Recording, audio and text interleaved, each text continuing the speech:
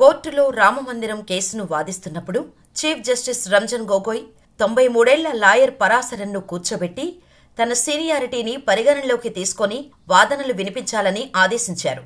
అయితే శ్రీరామునిపై తనకున్న అచంచలమైన భక్తి వల్ల కేశవ పరాశరన్ గారు నేను చేస్తుంది భగవంతుని కార్యం అంటూ అత్యంత భక్తి శ్రద్ధలతో చేయాలి, శ్రీరామునికి అనుకూలంగా వాదిస్తున్నాను కనుక నిలబడి మాత్రమే వాదిస్తానని పట్టుబట్టారు.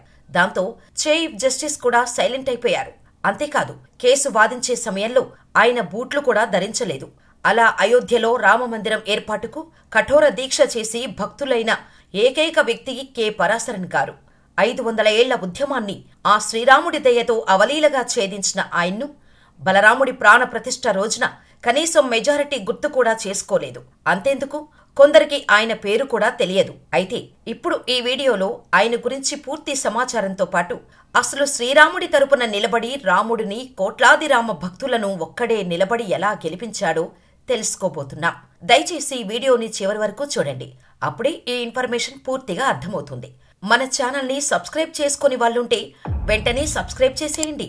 ఇన్ఫర్మేషన్ నచ్చితే వీడియోని లైక్ చేసి మీ ఫ్యామిలీ అండ్ ఫ్రెండ్స్తో షేర్ చేయండి. జై శ్రీరామ్ అని కామెంట్ చేయడం మాత్రం మర్చిపోకండి. కేశవ పరాశరన్ ఈ పేరు చాలా మందికి తెలిసి ఉండదు. 1-2 సార్లు విన్నా మరిచిపోయి ఉంటారు. కానీ ఆయన అంత ఈజీగా మరిచిపోవాల్సిన వ్యక్తి కాదు. అయోధ్యకు భవ్య రాముడు తిరిగి రావటంలో కీలక పాత్ర పోషించిన వకీల్ సాబ్. న్యాయవాదిగా 40 ఏళ్లు వాదించి రిటైర్ అయిన ఆయన 9-10 వయసు దాటిన సమయంలో రామ జన్మభూమి తీర్థక్షేత్ర ట్రస్టు విన్నపం మేరకు శ్రీరాముడి తరపున వకాల్తా పుచ్చుకున్నారు. అపూర్వమైన జ్ఞాపక శక్తి ఉన్న కేశవ పరాశరన్ ₹1 కూడా ఫీజు తీసుకోకుండా సుప్రీంకోర్టులో అయోధ్యలోని ఆ వివాదాస్పద భూమి రాముడిదే అని నిరూపించారు. జగదభిరాముడిని దేశ అత్యున్నత న్యాయస్థానంలో గెలిపించాడు. కె పరాశరన్ గారు 1927 అక్టోబర్ 9న రంగనాయకి కేశవ అయ్యంగార్ దంపతులకు తమిళనాడు రాష్ట్రంలోని శ్రీరంగం జిల్లాలో జన్మించారు. ఈయన తండ్రి అప్పట్లోనే మంచి పేరున్న న్యాయవాది, అంతేకాదు వేద పండితుడు కూడా. ఈయన తన బిఎల్ చదువుతున్నప్పుడు శ్రీ జస్టిస్ సివి కుమారస్వామి శాస్త్రి సంస్కృత పథకం, జస్టిస్ శ్రీవి భాష్యం అయ్యగారి హిందూ చట్టంలో బంగారు పథకాలు వచ్చాయి. ఈయన బార్ కౌన్సిల్లో ఉండగానే జస్టిస్ శ్రీ కెఎస్ కృష్ణస్వామి అయ్యంగార్ పథకం వరించింది. ఈయన 1958లో సుప్రీంకోర్టులో న్యాయవాదిగా ప్రాక్టీస్ను ప్రారంభించాడు. అంతేకాదు 2 పర్యాయాలు భారత అటార్నీ జనరల్గా పనిచేశారు. హిందూ పవిత్ర గ్రంథాలను ఔపోసన పట్టిన పండితుడు. రాజ్యసభ సభ్యుడిగా 2014లో జాతీయ న్యాయ నియామక కమిషన్ను సమర్థించాడు. 6 దశాబ్దాలుగా తన కెరీర్లో శబరిమల కేసులో, శబరిమల ఆలయంలో మహిళల ప్రవేశం గురించి సుప్రీంకోర్టులో తన వాదనను వినిపించాడు. సేతు సముద్రం ప్రాజెక్టు కేసులో ప్రభుత్వానికి వ్యతిరేకంగా వాదించాడు. ఈయన రాముడి కాలంలోనే సముద్రంలో బ్రిడ్జ్ నిర్మాణం జరిగిందని తన వాదనను వినిపించాడు. అంటే రాముడు అప్పుడే తనని తనకు న్యాయవాదిగా నియమించుకున్నాడన్నమాట.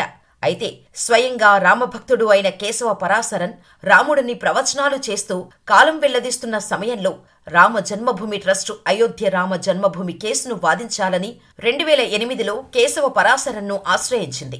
రాముని శ్లోకాలు నిత్యం పఠించే కేశవం ట్రస్టు విజ్ఞప్తిని కాదనలేకపోయారు. అయితే కేవలం వాదనలతోనే రామమందిరానికి కోర్టు అంగీకారం దొరకలేదు. అయోధ్యలో రామ జన్మభూమి రాముడిదే అని నిరూపించేందుకు 100 సాక్ష్యాలను సుప్రీంకోర్టులో ప్రవేశపెట్టాల్సిన పరిస్థితి వచ్చింది.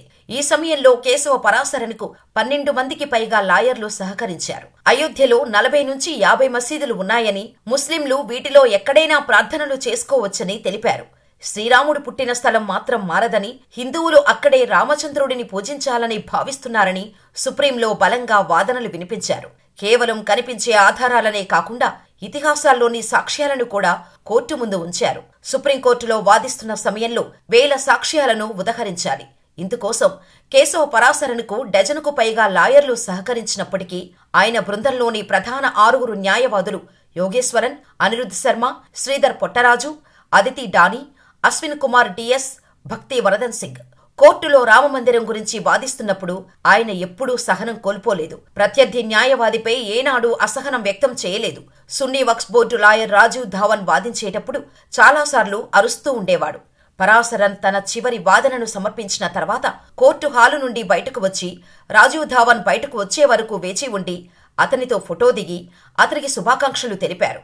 అంతేకాదు తమ మధ్య గొడవ కోర్టు హాలు లోపల మాత్రమేనని, బయటకు వస్తే మనసులో ఎలాంటి చెడు అభిప్రాయం ఉండదని చెప్పారు.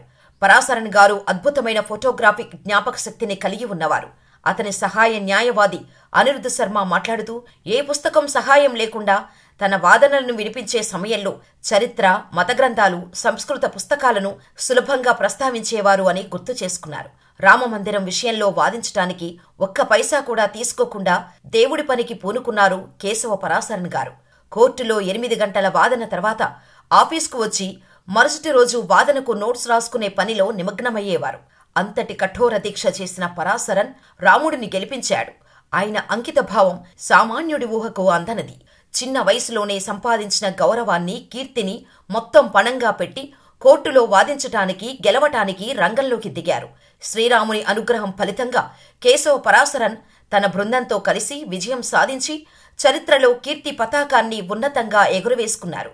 అయితే కేశవ పరాశరన్ మళ్లీ కోర్టుకు రాలేడా అని విలేకరి ప్రశ్నించగా, లాయర్లకు రిటైర్మెంటు లేదు అని కేశవ పరాశరన్ బదులిచ్చారు.